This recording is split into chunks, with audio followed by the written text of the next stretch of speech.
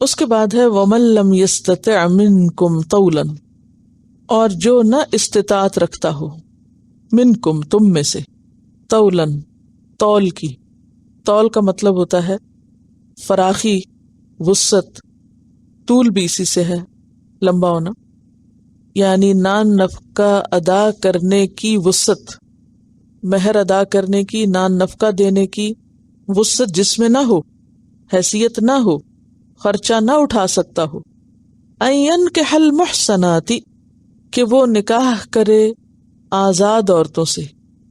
اب یہاں ایک اور بات بھی آپ دیکھیں گے کہ ہے صاد نون حسن قلعے کو کہتے ہیں، اور محسن جو ہے قلعہ بند، اس کے پھر 4 معنی کیے گئے ہیں۔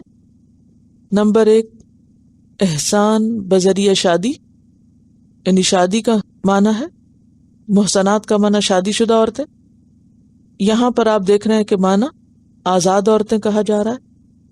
پھر ایک اور جگہ پاک دامن کے معنوں میں آتا ہے، اور چوتھی چیز اسلام، یعنی مسلمان عورتیں۔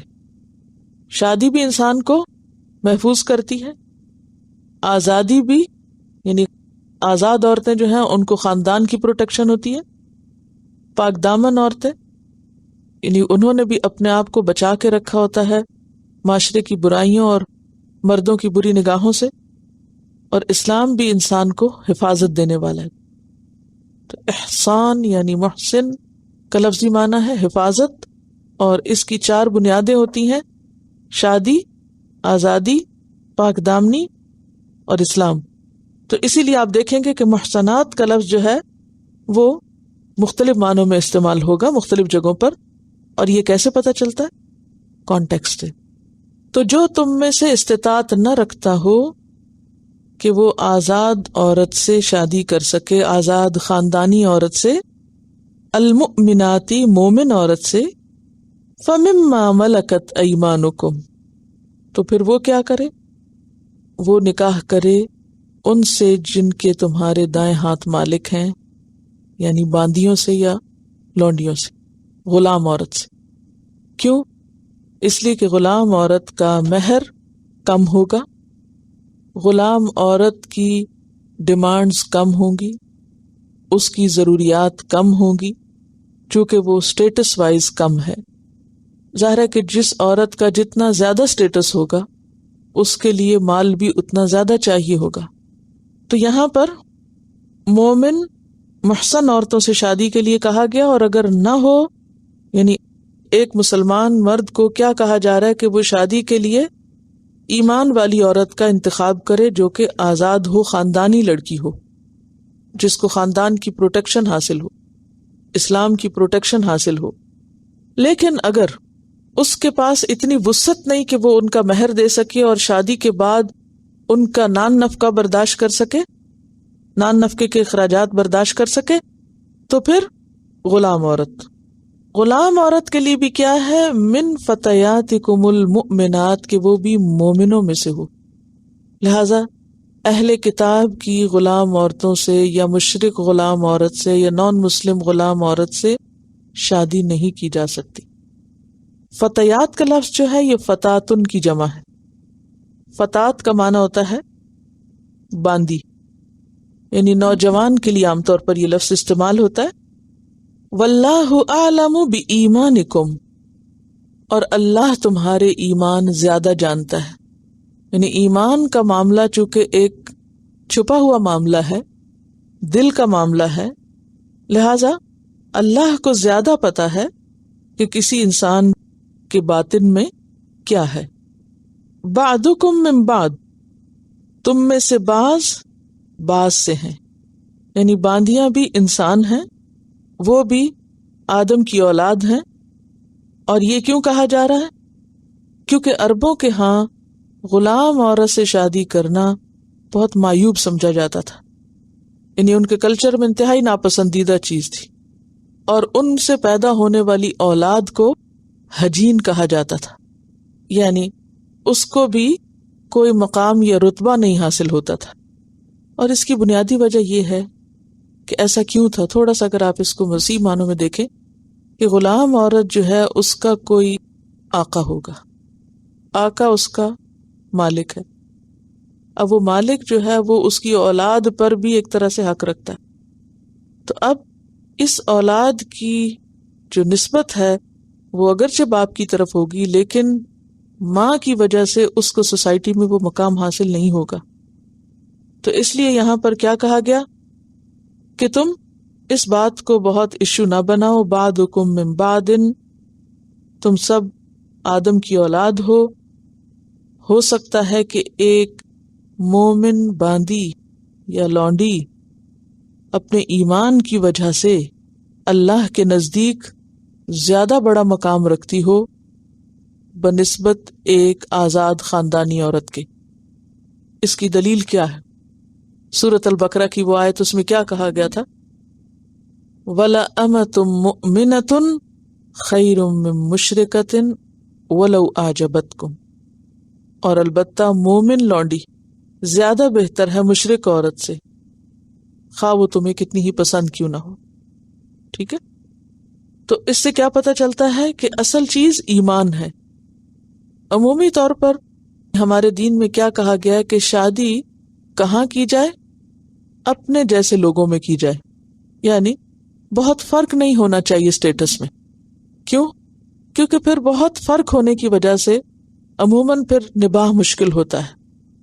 لیکن ان سب باتوں پر جو راجح بات ہے وہ کیا ہے کہ اصل کفر اسلام میں ہے، کہ اگر کوئی مسلمان ہے، مومن ہے، دین کی طرف ہے، تو پھر یہ نہ دیکھو کہ مال میں تم سے کم ہے یا زیادہ ہے، یہ دیکھو کہ ایمان کتنا ہے.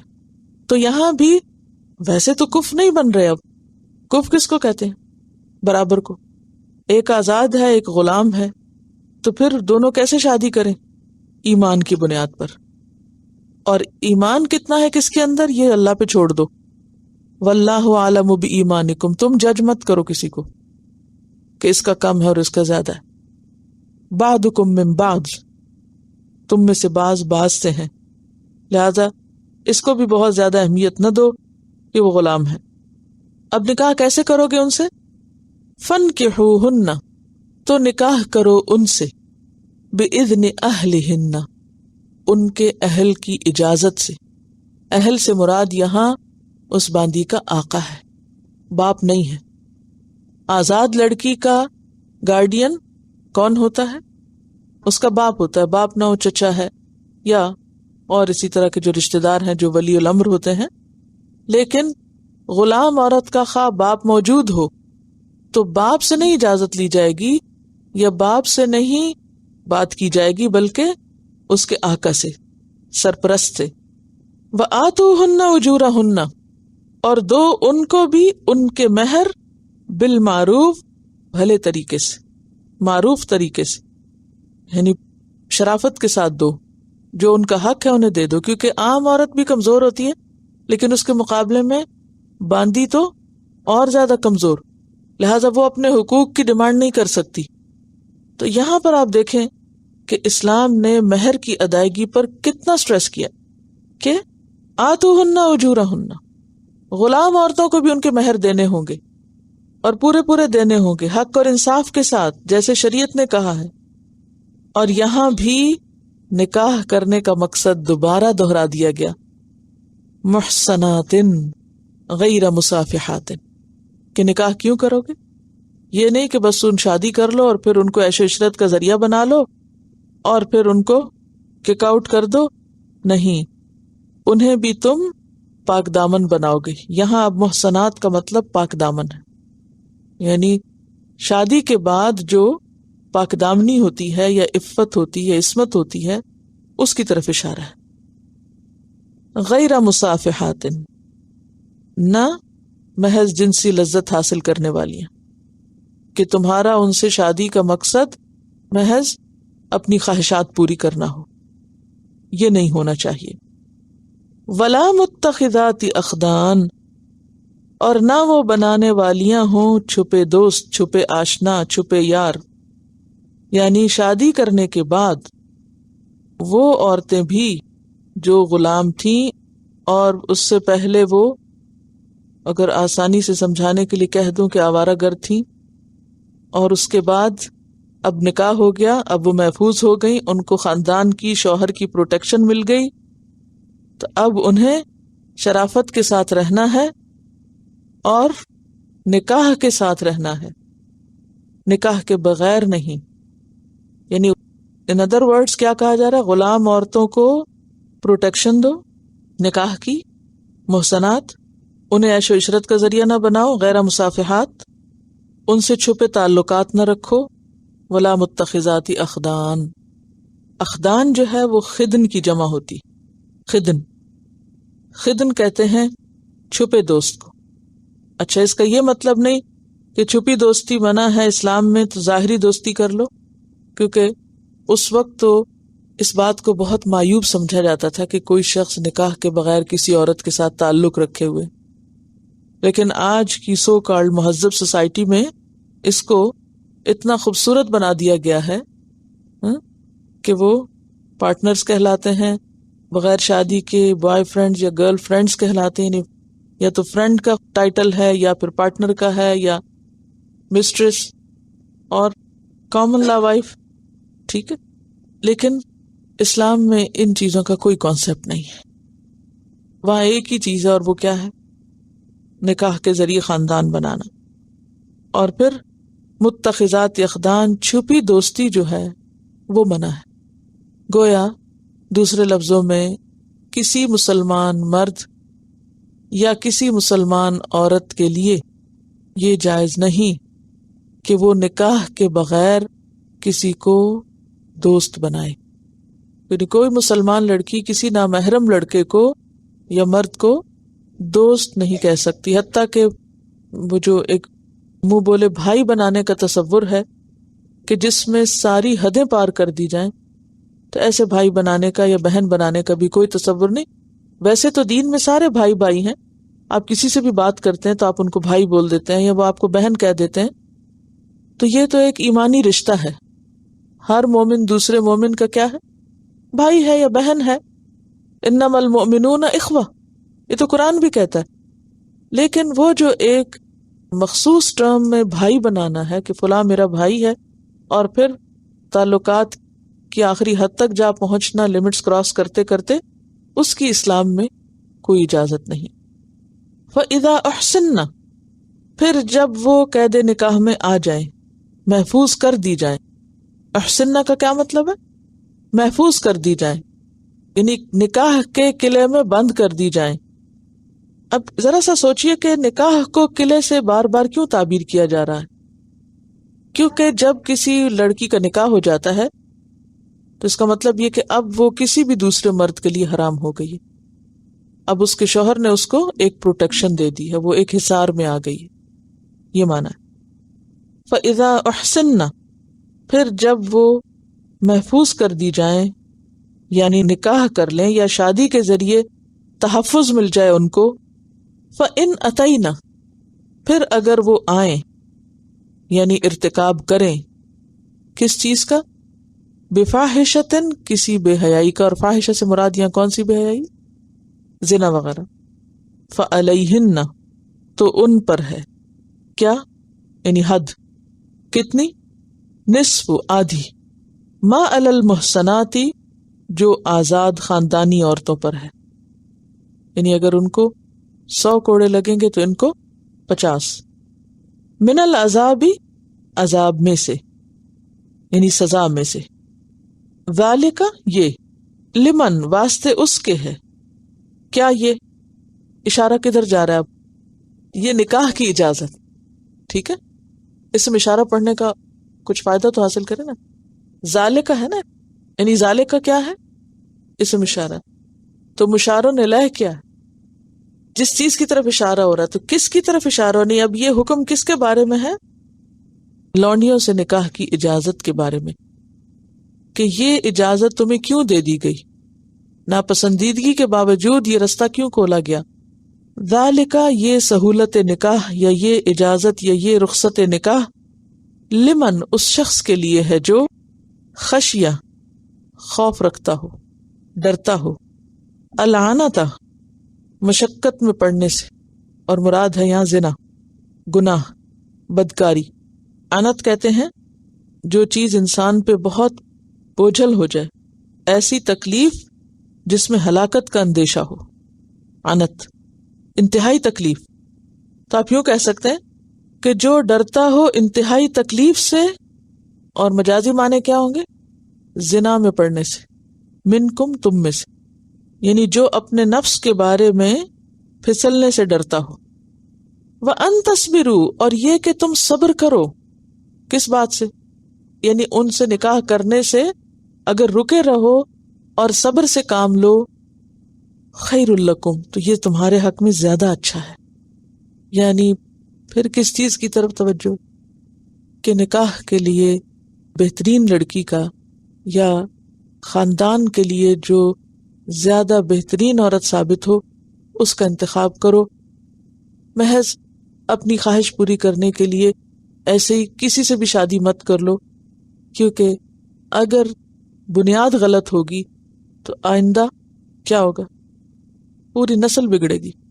یعنی پہلی غلطی انسان کہاں کرتا ہے؟ شادی کے موقع پر، غلط جوڑے کے انتخاب سے.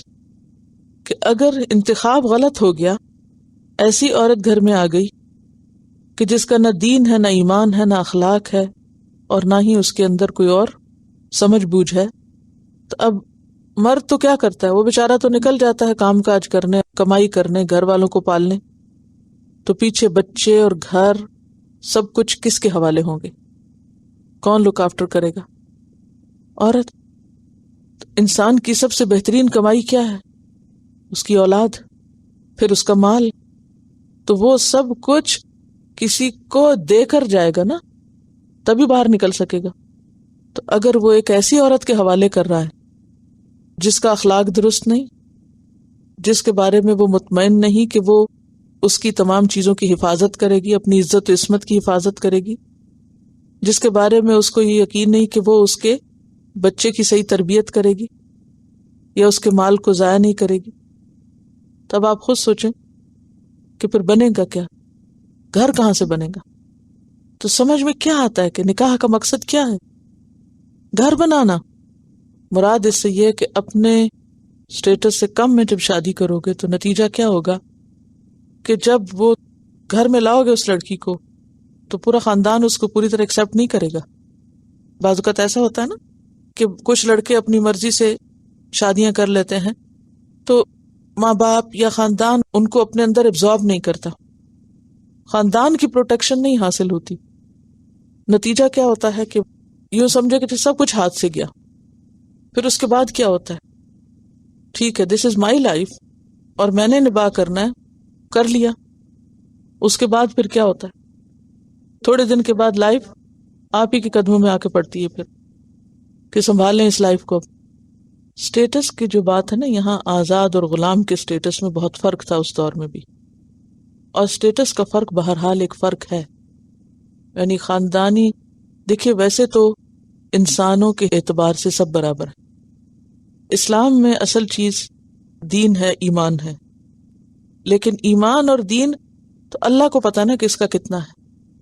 یہ یہاں کہا گیا نا واللہ اعلم بایمانکم، انسانوں کو تو نہیں پتا کہ کس کا دین، تقوی، ایمان کیا ہے. تو سب سے اہمیت جو دی گئی ہے وہ ایمان اور اسلام کو دی گئی. اس کے بعد جو انسانوں یا کسی معاشرے کے اندر پائی جانے والی جو ترجیحات ہیں، جو خاندان برادریاں ہیں، اور پھر کچھ خاندانوں کا بہرحال فضیلت رکھنا، وہ اپنی جگہ ایک مسلم اصول ہے. یعنی ہر سوسائٹی میں آپ دیکھیں گے کہ کچھ خاندان ایسے ہوتے ہیں کہ جو بہت نمایاں ہوتے ہیں، ان کی ایک ہسٹری ہوتی ہے، یعنی کہ جانے پہچانے ہوتے ہیں، ان کا ایک مقام ہوتا ہے سوسائٹی میں، ان کی ایک قدر و قیمت ہوتی. وہ خواہ وہ ان کی کسی نیکی کی وجہ سے یا قابلیت کی وجہ سے یا مال کی وجہ سے یا کسی بھی چیز کی وجہ سے، وہ بہرحال ایک نون چیز ہوتی ہے. اس کے بارے میں آگے آپ پڑھیں گے کہ وَلَا تَتَمَنَّوْا مَا فَضَّلَ اللَّهُ بِهِ بَعْضَكُمْ عَلَى بَعْضٍ، ان چیزوں کی تمنا مت کرو جو اللہ نے تم میں سے بعض کو بعض پہ فضیلت دی. تو بعض انسان بعضوں سے علم میں، عقل میں، سمجھ میں، اسٹیٹس، ان سب چیزوں سے مل کے بنتا ہے نا، وہ بڑے ہوتے ہیں. اور بعض ان پڑھ، جاہل اور نکمے قسم کے لوگ ہوتے ہیں، تو خود بخود ان کا اسٹیٹس جو ہے وہ نیچے آ جاتا ہے. تو اصل بات یہ ہے کہ کسی کی بھی عزت محض اس وجہ سے نہیں کی جائے گی کہ کسی کے پاس مال زیادہ ہے، لیکن یہ تو کہا گیا نا کہ کسی کی عزت اس کے دین، ایمان، تقوی، علم یا اس کی کسی خوبی بھلائی کی وجہ سے کرو۔ صحابہ کرام کو سٹیٹس کیوں ملا ہے؟ یہ نہیں کہ ان کے محض خاندانوں کی وجہ سے، وہ تو ہمیں نہیں پتا کہ کس کا قبیلہ کتنا بڑا تھا، لیکن ایمان اور ان میں سے بھی جو چنے ہوئے لوگ ہیں، عشرہ مبشرہ ہیں، اور پھر ان میں سے کچھ اور اپنی قربانیوں کے اعتبار سے کچھ مہاجرین ہیں، کچھ انصار ہیں، کچھ نے پہلے اسلام قبول کیا، والسابقون السابقون ہیں، تو فرق تو ہے انسانوں کے اندر۔ لیکن یہاں جس سٹیٹس کی بات ہو رہی ہے وہ آزاد اور غلام کا ہے۔ جیسے بہت واضح مثال ہے حضرت زینب اور حضرت زید کی۔ حضرت زید جو تھے وہ غلام تھے، حالانکہ آپ دیکھیں کہ حضور کو کتنے پیارے تھے، ایمان میں بہت بہتر تھے۔ ان کی آپ مقام کو دیکھیں تو قرآن میں حضرت زید کا صرف ایک صحابی کا نام قرآن پاک کے اندر آتا ہے، لیکن اس معاشرے میں ایک یہ جو لفظ لگ جانا کہ فلاں غلام ہے، یہ بہرحال ایک مرتبے کو آٹومیٹیکلی جو انسانوں کے بنائے ہوئے اسٹیٹس ہے اس کو کم کر دیتا تھا، اور پھر اس سے پوری ایک نفسیات اور پورا ایک کلچر اور پوری ایک فضا بن جاتی ہے نا، یعنی ایک پہچان ہو جاتی۔ تو بات یہ ہے کہ بتایا یہاں یہ جا رہا ہے کہ دیکھو، خاندان بنانے کے لیے شادی محض خواہشات یا نفس پرستی کی بنیاد پر نہیں ہونی چاہیے، بلکہ اس میں اہم ترین چیز جو ہے وہ دوسرے کا اخلاق، کردار، ایمان اور دین ہے۔ پھر اس کے بعد آپ دیکھیے وَأَن تَصْبِرُوا، اور یہ کہ تم صبر کرو، یعنی غلام عورت سے شادی کرنے کی بجائے کیا کرو؟ صبر کرو، انتظار کرو کہ تمہیں تمہارے برابر کی کوئی عورت ملے، کیونکہ سورۃ النور میں آتا ہے وَلْيَسْتَعْفِفِ الَّذِينَ لَا يَجِدُونَ نِكَاحًا، چاہیے کہ پاک دامنی اختیار کریں وہ لوگ جو نکاح کی وسعت نہیں پاتے۔ یہ نہیں کہا کہ پھر وہ عیش و عشرت اور عیاشی اور غلط طریقے اختیار کرنا شروع کر دیں۔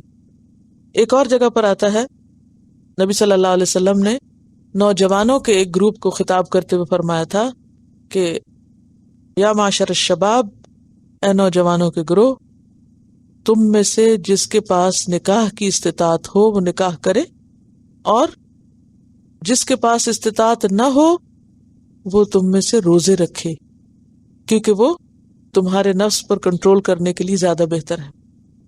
فَإِنَّهُ لَهُ وِجَاءَ کا لفظ آتا ہے۔ تو اس سے کیا پتہ چلتا ہے کہ نکاح کا فیصلہ کرتے ہوئے، لائف پارٹنر کا انتخاب کرتے ہوئے بہت سوچ سمجھ کے فیصلہ کرنا چاہیے، کیونکہ اس پر انحصار ہے کس کا؟ تمہارے آئندہ نسل کا، تمہارے آئندہ خاندان کا۔ دیکھیں انسان اپنے مرنے کے بعد پیچھے کیا چھوڑتا ہے؟ مال چھوڑتا ہے، اولاد چھوڑتا ہے۔ مال کا کیا ہوتا ہے؟ تقسیم ہو کے چند دنوں میں ختم ہو جاتا ہے۔ باقی کیا رہ جاتا ہے؟ اولاد، جو بہترین صدقہ جاریہ ہے، جو اس کے نام کو بھی کیری کرتا ہے اور اس کے مال کو بھی، اور پھر اس کے لیے آگے نیکیاں بنانے اور دعائیں مانگنے اور اس کے بعد اس کی نیکیوں میں اضافے کا ذریعہ بنتا ہے۔ اصل میں آپ دیکھیے کہ معاشرہ کس سے مل کر بنتا ہے؟ خاندانوں سے۔ ہمارا جسم کس سے مل کر بنا ہے؟ اعضاء کس سے بنے؟ سب سے چھوٹی اکائی بتائیے جسم میں کیا ہے؟ سیل ہے، ٹھیک ہے نا؟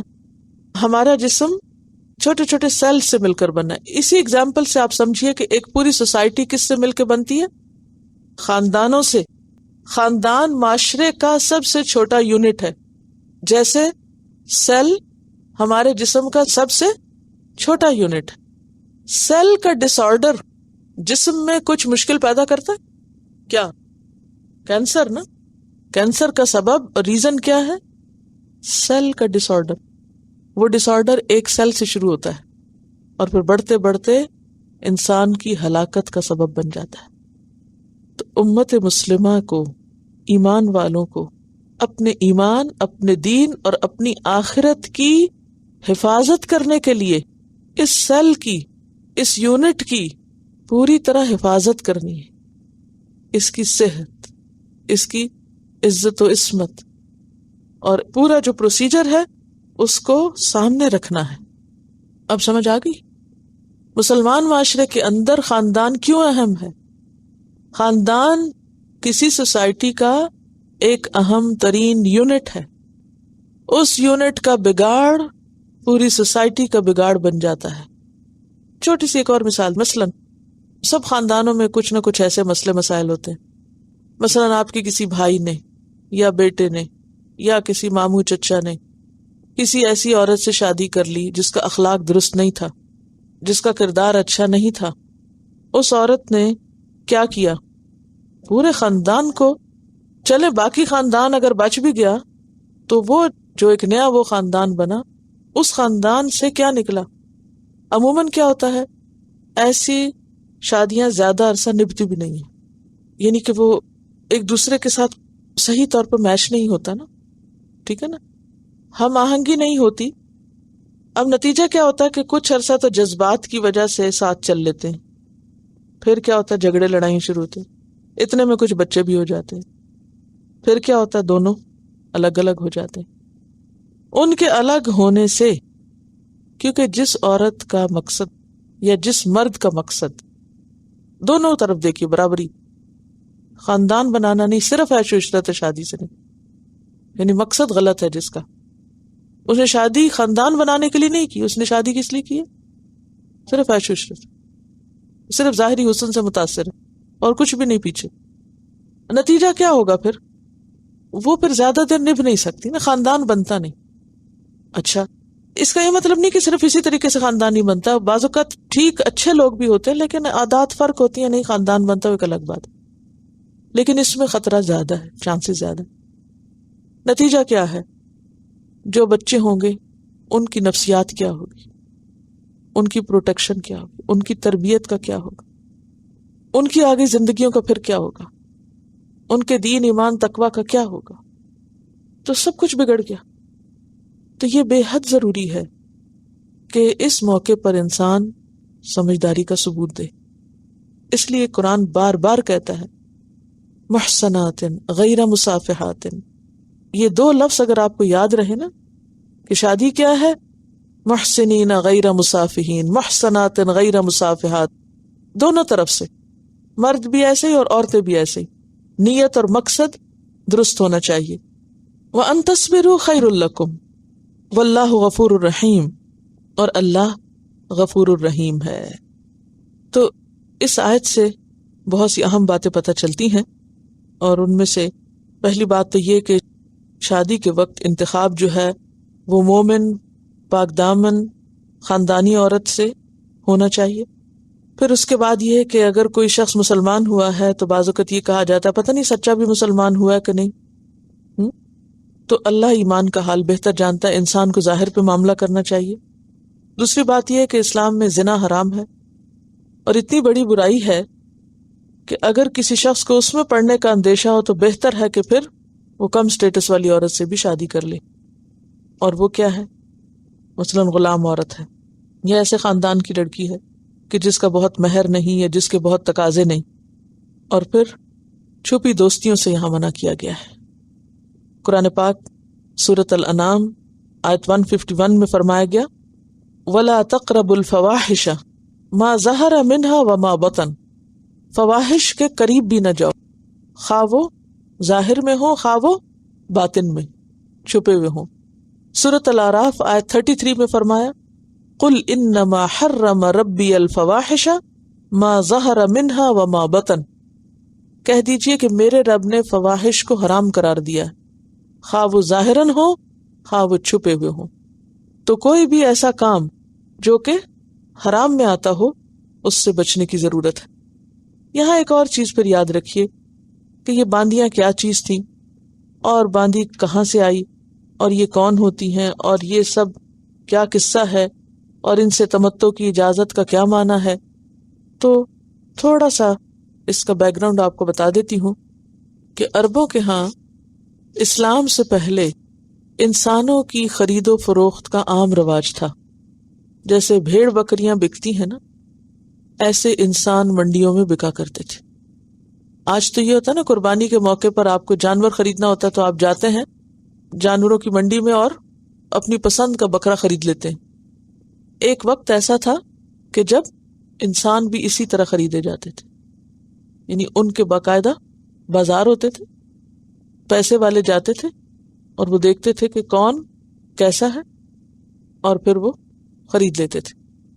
یہ لوگ کہاں سے آتے تھے؟ یعنی اب آپ سوچ رہے ہوں گے کہ یہ بھیڑ بکریوں کی طرح اکٹھے کیے ہوئے انسان کہاں سے ملے تھے ان کو؟ اس زمانے میں آپ دیکھیں کہ عربوں کا جو کلچر تھا، لڑائیاں جھگڑے، 1600 جنگوں کے تاریخی ریکارڈ ملتے ہیں۔ جو قبیلہ ذرا سا طاقتور ہوتا تو ان کا شغل کیا ہوتا کہ جو کمزور ہے، جس کے پاس صحیح پروٹیکشن نہیں، جاؤ اس کو لوٹو، اس کا مال اڑاؤ اور اس کی عورتوں کو کیا کرو، پکڑ کے لے آؤ۔ اور صرف عورتیں نہیں، بچے بھی، جوان، جو ہاتھ لگے۔ بعض اوقات لوگ قافلوں پہ لوٹ ڈال دیتے تھے۔ آپ کو یاد ہے وہ جو مشہور واقعہ ہے ان کا، عبد القادر جیلانی کا؟ معلوم نہیں درست ہے یا نہیں، لیکن بہرحال واقعہ تاریخ میں ملتا ہے۔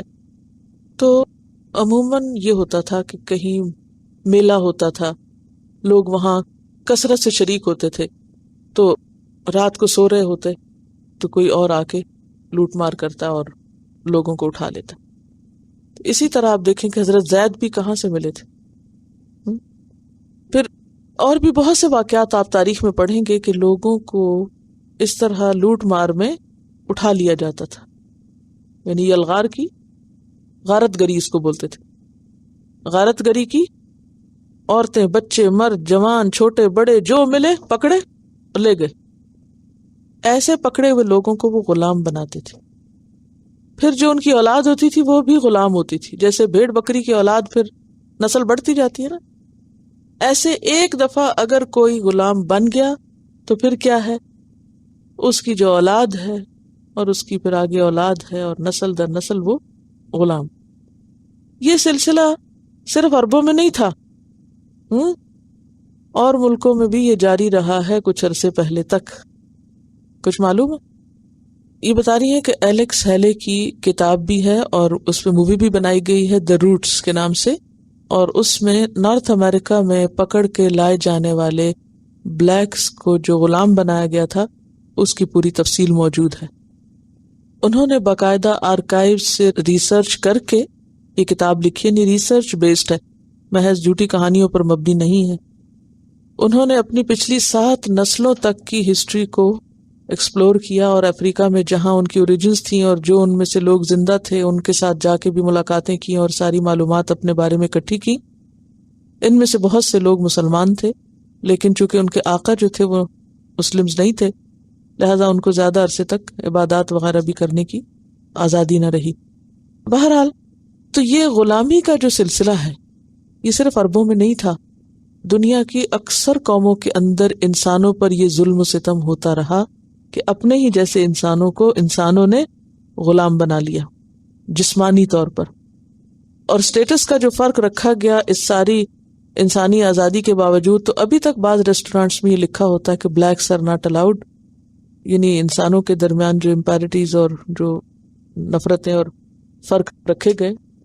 1960 تک یہ ہوتا رہا کہ اگر بسوں میں جیسے ٹریول کر رہے ہیں تو بلیکس کو پیچھے کیا جاتا تھا اور جو وائٹس ہوتے تھے وہ آگے۔ خیر اب اگر فزیکلی نہیں بھی ایسا ہو رہا تو ذہنی طور پر ابھی بھی ایکسیپٹنس کا وہ لیول نہیں ہے۔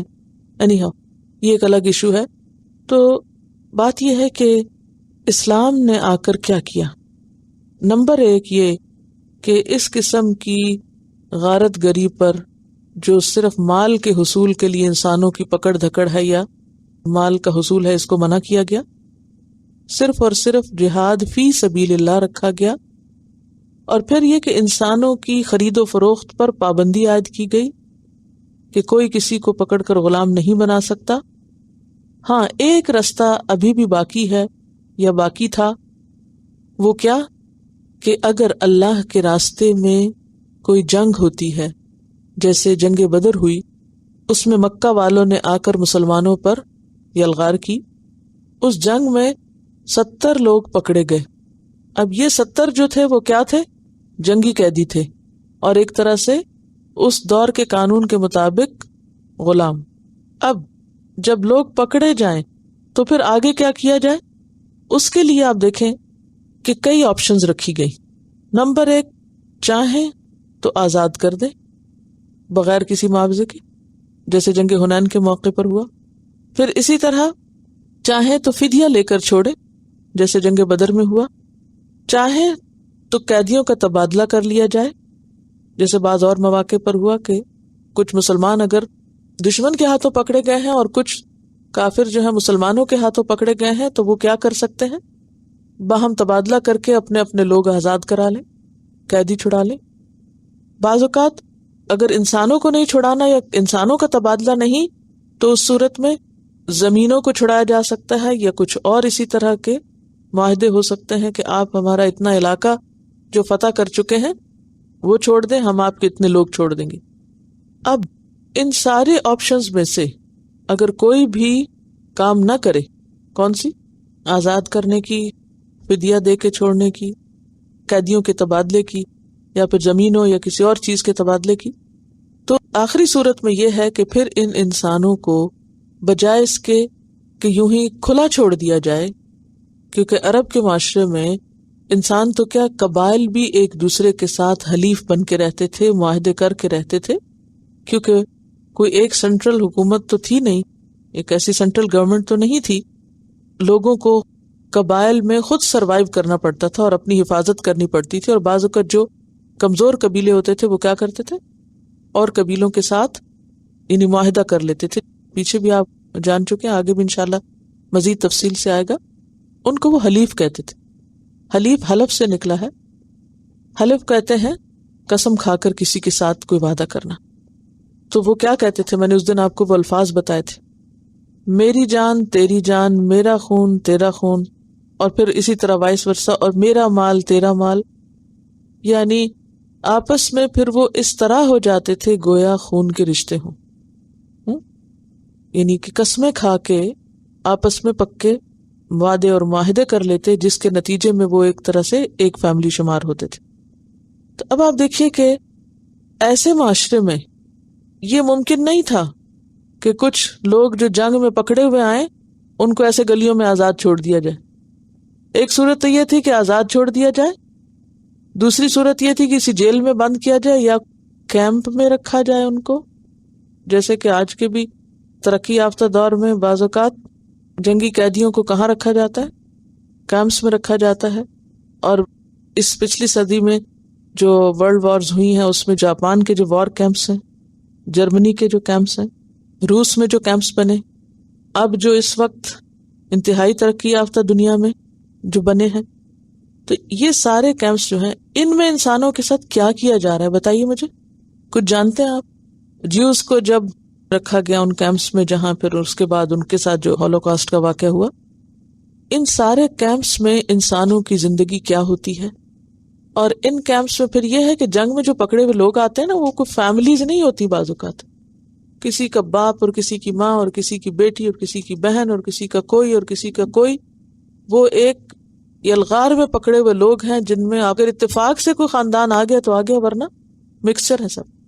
ایسے لوگ جانوروں سے بھی بدتر زندگی بسر کرتے ہیں، جن سے نمبر 1 جبری مشقت دی جاتی، جبری مشقت، چاہے وہ کام کرنا چاہیں یا نہ کرنا چاہیں، جو مخصوص قسم کے کام ان سے کروانا چاہتے ہیں وہ کرواتے ہیں، جو ان کے آقا یا مالک ہوتے ہیں، چاہے اس میں جسمانی مشقت ہو، چاہے وہ ان کی ایج یا ان کی جسمانی قوت یا طاقت سے بڑھ کر ہوں، کچھ بھی ہوں، یہ ان کی اپنی کوئی چوائس نہیں، وہ بھی ایک طرح سے غلام ہے.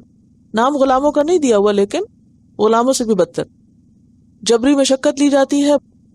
اور پھر اس میں سب سے زیادہ جو متاثر ہوتی ہیں ایسے کیمپس میں وہ کون ہیں؟ خواتین. کیونکہ نہ ان کی کوئی شادی، نہ ان کا کوئی شوہر، نہ ان کا کوئی باپ، نہ ان کو کوئی پروٹیکشن دینے والا، وہ ہر ایک کے لیے مشترکہ پراپرٹی. ایک طرف یہ صورتحال ہے، دوسری طرف اسلام نے کیا حل نکالا. آپ خالی اگر اسلام کی لونڈیوں کی بات پڑھتے تو پھر تو آپ کو بہت بری لگتی ہے، لیکن جب آپ کمپیریزن کر کے دونوں طرف کے حالات کو سامنے رکھ کے دیکھیں تو پھر اسلام نے جو حل پیش کیا ہے وہ کیا ہے کہ ایسے لوگوں کو تم کیا کرو، خاندانوں کی پروٹیکشن میں لو. تو انہیں تقسیم کر دیا جاتا تھا کن پر؟ جو لوگ جنگ میں حصہ لیتے تھے.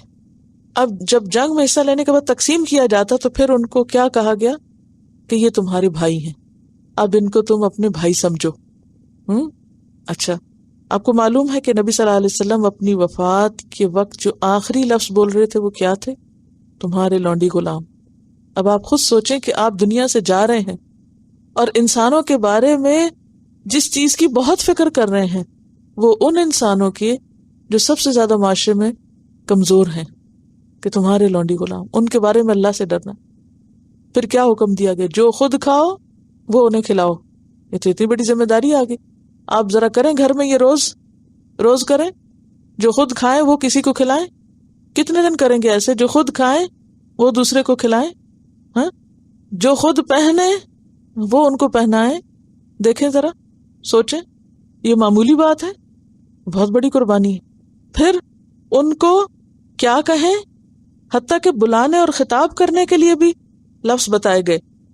حدیث میں آتا ہے لا یقول احدکم عبدی امتی، تم میں سے ہرگز کوئی یہ نہ کہے کہ میرا غلام، میری لونڈی، ولا یقول المملوک ربی، اور نہ ہی غلام کہے کہ میرا رب اور میرا آقا، لیقل المالک فتایا و فتاتی، مالک کیا کہے؟ میرا بچہ، میری بچی، ولیقل المملوک سیدی و سیدتی، اور مملوک کیا کہے؟ سر، میڈم، جیسے عام طور پر سید کہتے ہیں نا سردار کو، یعنی اس طرح کو رسپیکٹیبل قسم کا وہ کر لے، لیکن ان کو اپنا آقا نہ کہے یا رب نہ کہے۔ فَإِنَّكُمْ الْمَمْلُوكُونَ، تم سارے ہی مملوک ہو، وَالرَّبُّ هُوَ اللَّهُ عَزَّ وَجَلَّ، اور رب تو بس اللہ عز و جل ہے۔ تو دور جاہلیت کے جو ایسے خطابات تھے کہ جس میں دوسروں کی توہین ہوتی تھی، ان کو بھی روکا، ان کے کھانے پینے، ان کی لیونگ، ان کے خطاب، ان سے معاملہ کرنے، حتیٰ کہ یہ کہا کہ اگر وہ کھانا پکا کر لائیں تو کیا کرو؟ پاس بٹھا کے ان کو کھلاؤ۔ اور آج بھی آپ دیکھیں کہ یہاں تو ویسے تو غلامی نہیں ہے، لیکن عربوں کے ہاں کہیں کہیں جو خاندانی غلام چلے آ رہے ہیں وہ ابھی بھی ان کے ساتھ اس قسم کا معاملہ کرتے ہیں۔